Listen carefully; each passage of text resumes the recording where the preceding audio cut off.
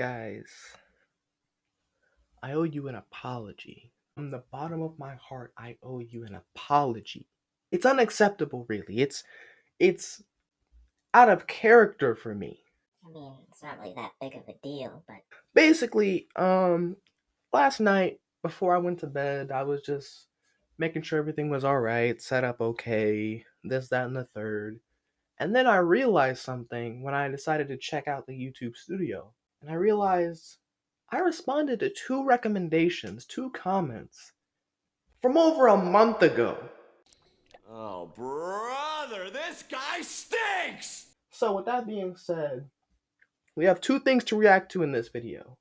Number one, the Macabre Experiment 2022 official trailer creepypasta film by the Macabre Experiment fan series. Wow, that was a lot to say.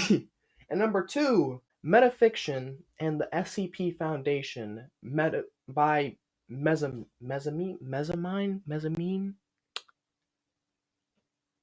I don't know how to say that.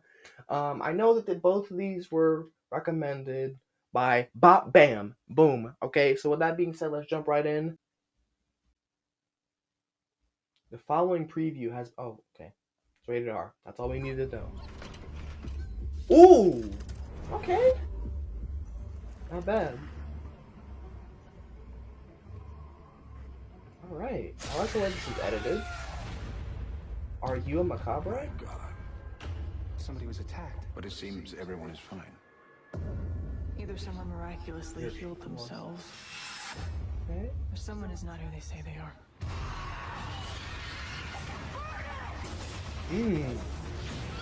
Ooh. I like it. What was it doing to him? This is well edited. It's imitating his cells. I think this thing copies its prey and then hides inside it. what are Alright. you saying? I looked away for a second so that jump scare couldn't get me. I apologize. Because I know you guys are here for my pain, am I right? Smile. Oh, I don't like that very much. We can't let this thing leave. If it makes it out of here, millions of people could die. That's trash. I saw it coming though. Got my third eye open.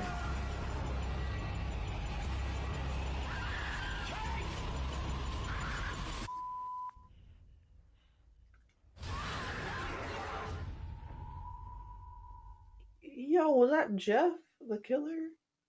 What? First of all, Macabre Experiment fan series. That was really well made. I hope you have not given up on me watching this, because I just did and it's going up now. Yeah, so here's my reaction to it.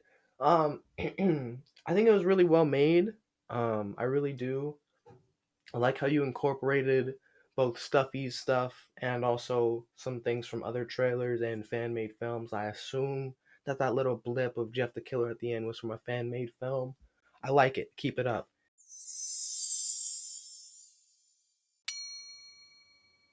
Alright, here we are with Metafiction and the SCP Foundation by Mezzine. I'm never going to be able to say this right, but you know what I'm trying to say.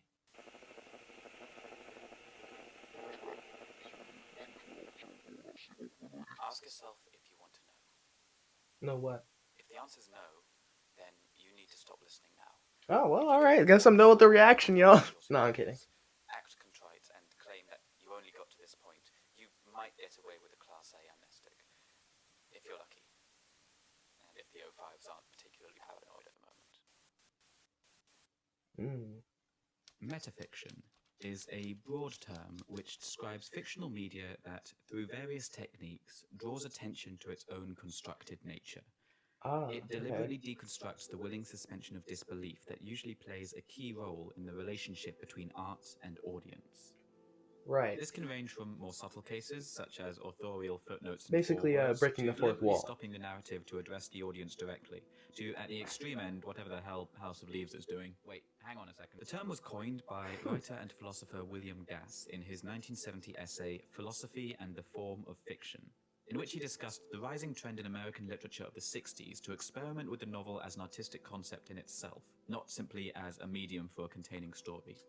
Gass wrote that these works were ones in which the forms of fiction serve as the material upon which further forms can be imposed. Right. He went on to say, "I never met a fiction I didn't like, for which he was immediately banished to Alaska." Despite the term only recently being coined in the artistic timeline and having a bit of a reputation for modern pretentiousness, metafictional techniques have been used in media for hundreds, if not thousands of years. Any theatre production which directly addresses the audience, or any written work that has its own in-work nested narrator, is using metafiction. It's definitely true, though, that the technique has seen several massive surges in popularity in recent times, first in the 60s and then again at the start of the 20th century, which was not coincidentally in step with the rise of the internet, bringing about a boom in global connectedness and technological integration in our day-to-day lives, resulting in a natural inclination to explore and experiment with artistic techniques that were previously unknown or unavailable, and deconstruct common art standards which... Right. Sorry. Anyway, the point I'm making is that the internet has made it far more easy for people to write, share, and collaborate on large-scale artistic projects. Right, like the SCP. One of the greatest examples of this is the SCP Foundation. Yes, sir. A collaborative work of horror fiction that dips its toe into practically every genre and writing style out there, and is also one of the best and most readily accessible examples of the many ways metafiction can be used, particularly in service of horror. And that's what we're going to be looking at. But first, let's make sure everyone's up to speed here. Prelude. This is going to be an extremely abridged introduction to the SCP Foundation, where it came from and how it works.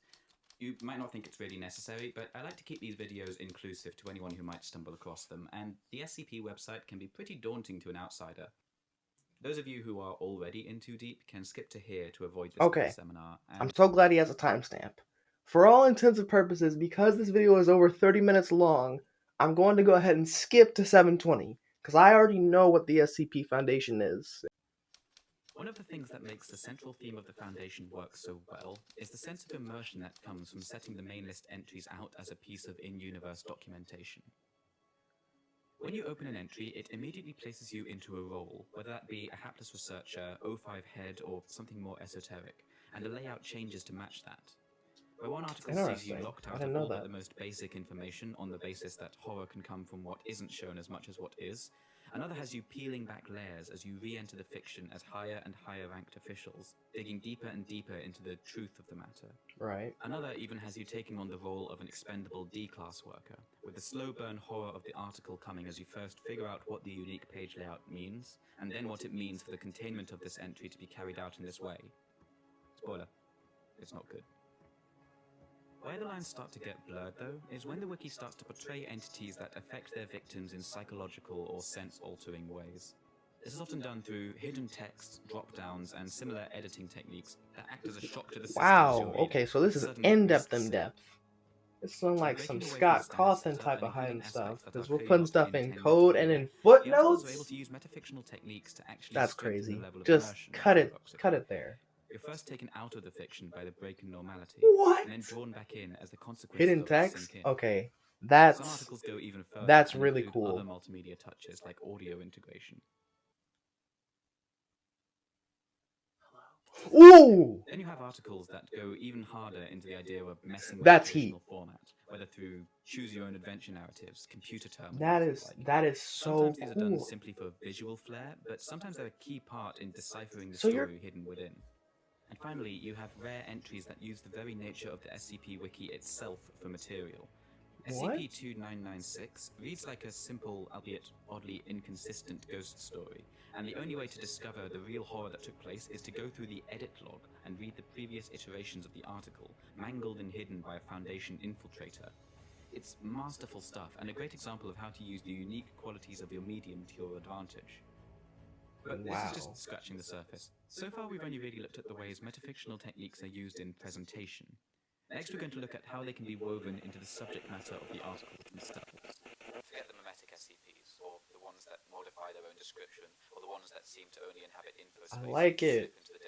So not only is he doing his thing in breaking the fourth wall, talking about breaking the fourth wall, he's breaking the fourth wall himself. I like it. I like it a lot. Sorry, that's wrong.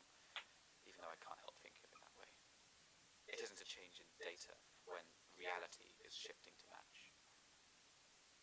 I don't know a lot about the internals of the software we use, but I know that part of it ran outside what we think of as the real world. And at first, everyone thought that the audit trails it produced was some sort of bug. However, it became apparent that the nature of the software, its purposeful isolation from the narrative affecting SCPs, allowed it to record something far more important. Ooh. That glitch As you kind of probably gets me. expect from a collaborative work that is heavily steeped in the internet and its culture, the SCP Foundation has a lot to say about media and its tropes. Metafiction. It's fairly common for metafictional works to comment on other pieces of fiction more directly than simply through pastiche, such as by having the work make an in-universe appearance. The Foundation, given its subject matter, can be even more direct about it. Right. One of the earliest examples of this was SCP-423, also known as Fred, a fictional entity that is I've able heard to of this move one. between I've works heard of written him. fiction and insert himself as a I don't know if it was from the last video or what, but I've heard of Fred an before. excuse for an extended collaborative testing log of finding out how this character adapts to a variety of different fictional works. Notably though, these tests experiment with both the expected variations, such as fantasy universes or classic works, but also different mediums, languages, and literary techniques.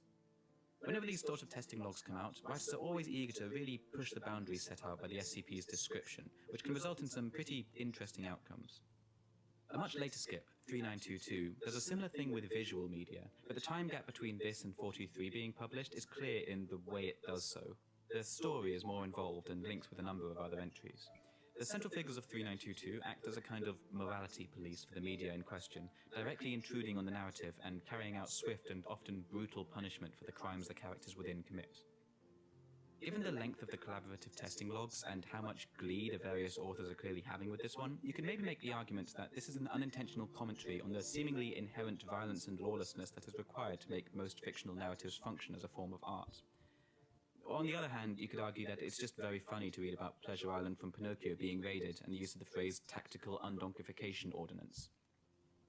I don't mess with that. The SCP isn't about riffing on established fiction, but rather about... I gotta say, I don't know about any of you, but I love saving the file and not knowing if my mic audio was recording throughout that entire time.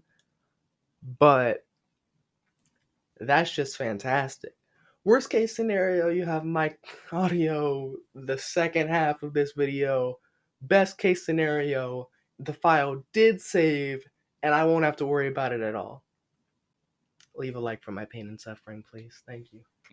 Metafiction, a co-opting of the very strange and incredibly nebulous quasi-philosophical concept of pataphysics, originally thought up by Frenchman Alfred Jarry, which I'm not going to go into here because it's frankly an entire video in itself, and the website only really uses it as an inspiration anyway. Right. All you really need to know is it's very weird and very French. Pataphysics is essentially used by the Foundation to explore narratives and narrative concepts as universes in their own right. Entities can exist solely within a narrative, but still be examined and tested from both within and without that containing work. It's basically using metafiction as an in-universe tool, a kind of metafiction. If that sounds complicated, it often can be. The pataphysical stuff is very love it or hate it, and has a reputation for overwrought pretentiousness, but it isn't always.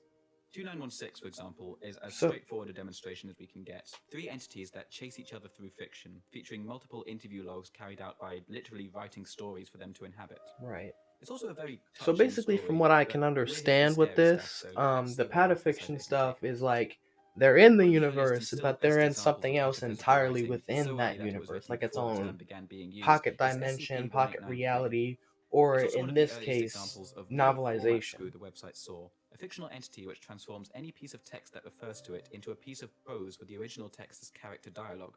The entry contains multiple different iterations of the same original containment log that range from calm and sweet to angry and hateful. And it's a great example of how the wiki can use smart writing and experimental formatting to get across some pretty out there ideas. 1893 is a brilliant piece of writing, but its horror comes primarily through being an admittedly creative interpretation of your standard hostile I mean, well, that entity. looks pretty cool, but... For a more subtle and intricate form of horror, as well as an even more creative metafictional framework, we should look at 2786, the archetype. Okay.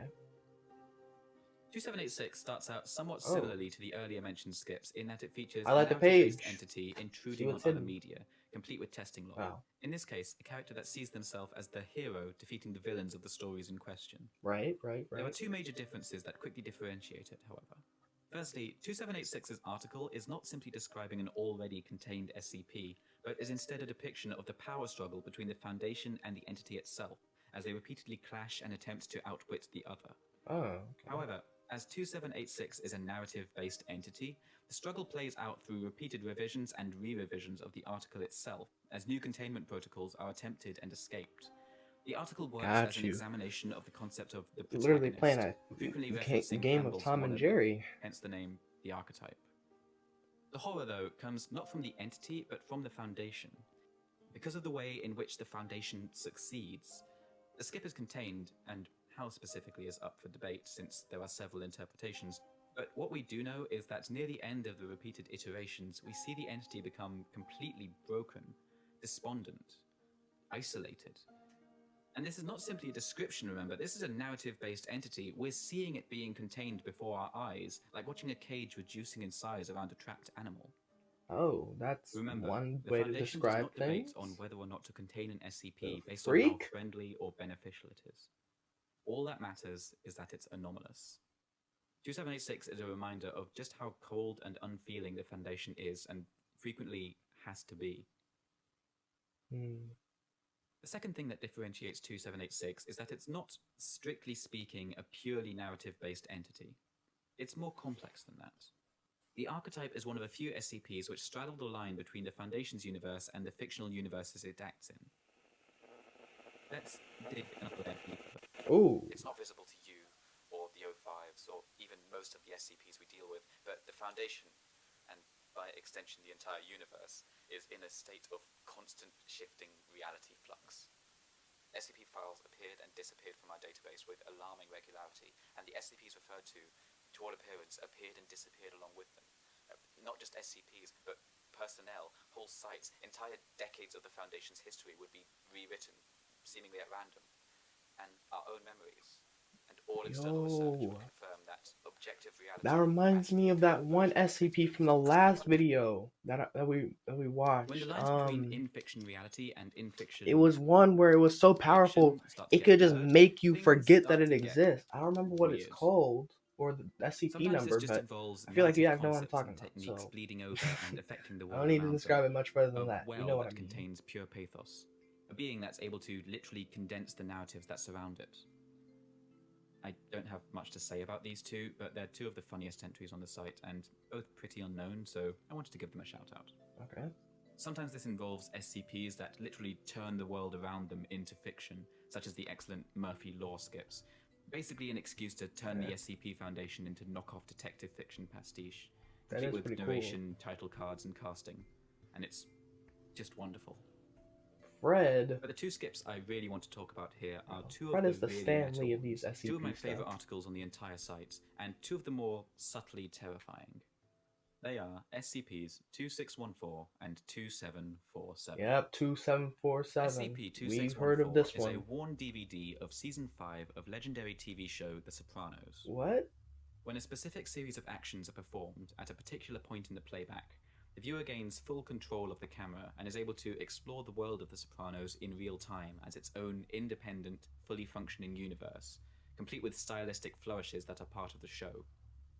SCP-2747 is a phenomenon whereby a specific combination of tropes, narrative tools, and themes, when combined in a fictional work, create a kind of cancellation effect known as an anafabula, a narrative antimatter that completely destroys itself and the entire work that contains it, leaving only external references to a now non-existent piece of art in blog posts, TV tropes pages, and YouTube videos. Well, after spending some time experimenting with the Sopranos universe, testing with 2614 starts to branch out, and it's discovered that the camera can be moved to in-fiction media such as TV sets and movie screens, and then enter into those universes. We can go from the Sopranos, into Wizard of Oz, into Snow White, and each time explore a fully realized, nested fictional universe. A major part of the write-up for that is 2747 crazy is to trying to think gather as about. much information as possible about the phenomenon, which is difficult. Can you go from one piece of media straight into another, and whichever that references to, The nature of the beast is that even a narrative people that would is have a written as part of heyday a if they went fictional into the story Pixar's within a universe. story You'd will never disappear if the leave. appropriate narrative tropes are used, at which point the containing story will shortly go too. Basically, this thing will work its way up through narrative layers, destroying everything along the way.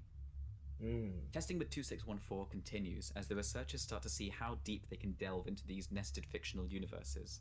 They enter a drama, then from there into a sitcom, then from there into a slasher movie, then from there into a romantic film, then from there into a void of static which gradually starts to let them see what's outside of their boundaries. The final part of 2747 is the ultimate compilation of all the research into the phenomenon, all that's currently known about it from experiments and scientific study. It is, in essence, the most accurate replication of this deadly set of ideas that can first destroy itself, then the fictional universes that contain it. Oh. Yep, data loss. I don't know who did the analysis, and if I did, I wouldn't say. She's probably a lot happier not knowing about her own discovery, but she looked at what vanished and what appeared and what subtly changed in the records, and she found the pattern. The drift towards darkness, towards narrative coherence, toward a plot. Everyone who works any length of time at the Foundation knows the universe we live in is seriously fucked. Those of us who still believe in God tend towards serious ambivalence about his handiwork.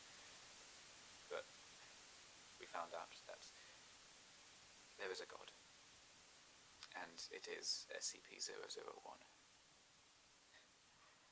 And it's a bunch of horror writers. SCP-001, bro? What would you do if you found out Whoa! everything you knew, every sensation, every memory, every single fact about the world was a lie? A fabrication put together by beings that see you as little more than paper dolls to be created, played with, and torn apart as they see fit. A lot of the earlier skips we looked at use metafiction to explore the ways different fictional universes can interact. Honestly, how layers of containing fiction can bleed over and into one another. Let me pause, actually. If I found out that everything that I did was essentially just somebody's ink on paper, something that I'm just following, like words on a script, I'd be like Deadpool, bro. I'm not even joking when I say that, except, minus the healing factor and stuff, whatever. I mean, it's just like, a lot of people don't know this about Deadpool, which is why he's my favorite Marvel character, because there's so much depth to him. He's never happy. Everything he does is just for show, because he knows that nothing he does matters, because he's just a comic book character. I'd be in pain. I'd be in pain knowing that nothing I do essentially has any purpose. That messes with your mind right there. And for the sake of me knowing what the fourth wall is, I'm going to go ahead and skip this, because once again, this video is 30 minutes long. This is why I try not to react to like 30-minute long videos, because then I have to upload in like a lower quality, in addition to the fact that that's a lot that I need to match up with my reaction time in order to make sure it doesn't get delayed.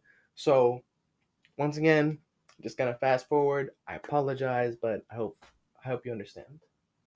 Here's the basic premise of 3999. A single researcher, James Talleyrand, is trapped and targeted by an insane, all-powerful reality warper, and is made to suffer, over and over, eternally. Reality is endlessly shaped just to make him pay in new and inventive ways, and the way the article for 3999 is written to demonstrate this is by breaking fucking everything. Wow. The standard article layout for 3999 is shattered beyond recognition. Brief moments of lucidity occasionally surface from a melange of madness, play scripts, other SCP articles, constant shifts in tone and style. It's pure chaos. In other words, a perfect representation of a reality that is literally being torn apart and recreated second by second. At some times, there's an almost hypnotic quality to it. At others, it's sheer grotesqueness. And through it all, at the eye of the storm, is researcher Talleyrand. The climax and resolution of the article in-universe lays on Talleyrand himself.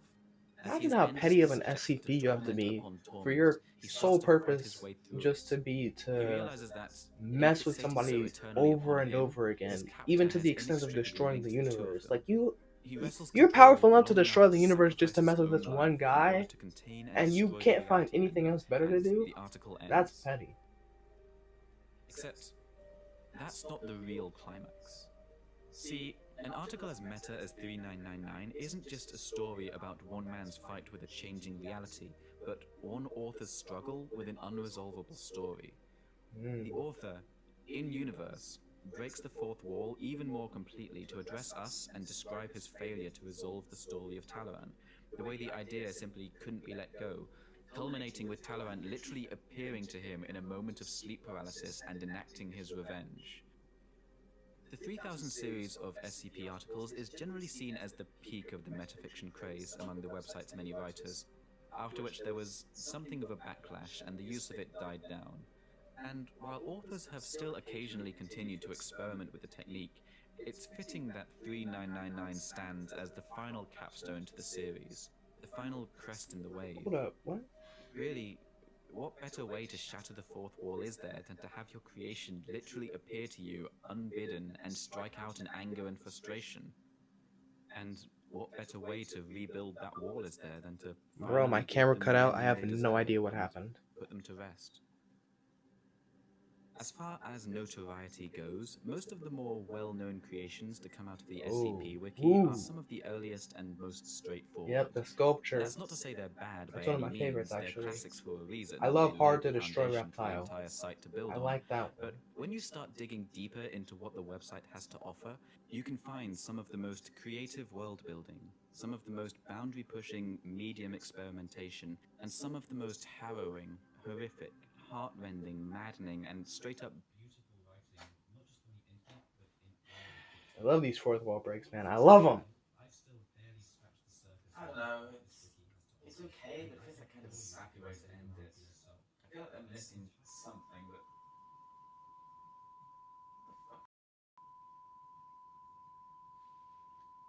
Yo, you getting infiltrated, buddy? Leave that over there. Over here, we're all good.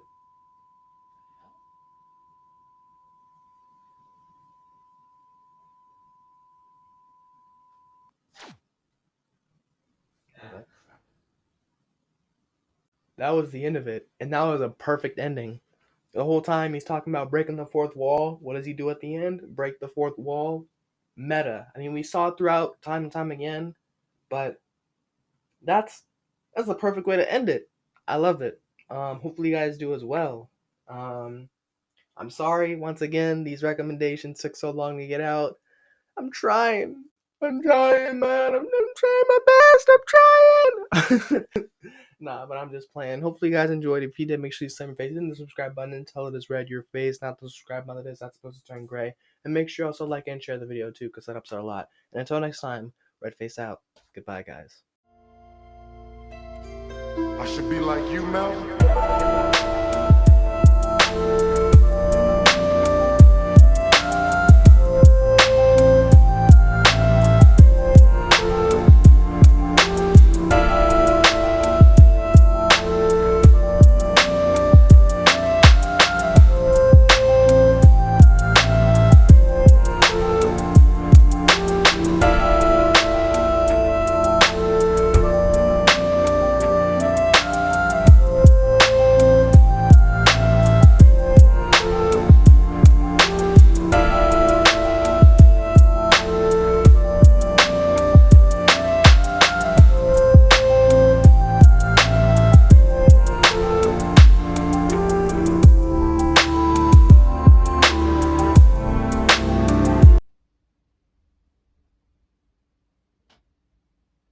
Good.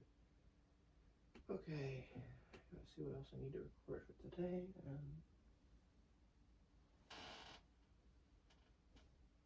What do you? How'd you get?